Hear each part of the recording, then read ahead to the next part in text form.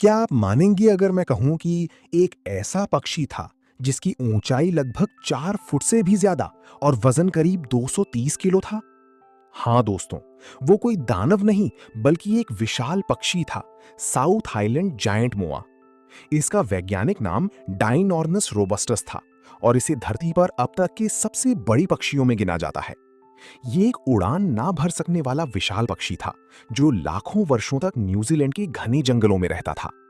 सबसे हैरान कर देने वाली बात यह है कि जायंट मोआ की ऊंचाई लगभग 3.5 मीटर तक पहुंच जाती थी, यानी एक छोटे कमरे जितना लंबा। अगर आपको मोआ की तस्वीर दिखाई जाए तो शायद आपको लगे जैसे किसी ने ऑस्ट्रिच और जिराफ को मिलाकर कोई अजीब सा जीव बना दिया हो। इसकी लंबी गर्दन, छोटा सिर और घने पंखों वाला विशाल शरीर इसे बाकी पक्षियों से बिल्कुल अलग बनाता था। और इसकी मजबूत पैर और विशाल शरीर इसे जंगल का शांत राजा बनाते थे। हालांकि इसके पास ना तेज दांत थे ना खतरनाक पंजे, फिर भी अपने समय का ये सबसे बड़ा जमीन पर रहने वाला पक्षी माना जाता था। लाखों सालों तक ये पक्षी बिना किसी डर के जंगलों में घूमता रहा। ना कोई बड़ा शिकारी, ना कोई खतरा, सिर्फ मोआ की राज।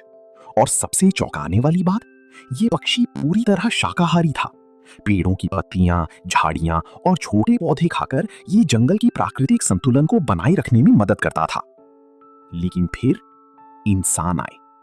13वीं शताब्दी में जब पहली बार मानव न्यूजीलैंड पहुंचे तो सब कुछ बदल गया। शिकार शुरू हुआ, जंगल काटे जाने लगे और धीरे धीरे ये विशाल पक्षी विलुप्त होने लगा।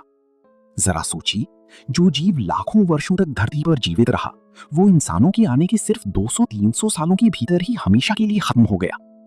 आज जायंट मोआ सिर्फ हड्डियों, पुरानी कहानियों और हमारी कल्पनाओं में ही जिंदा है।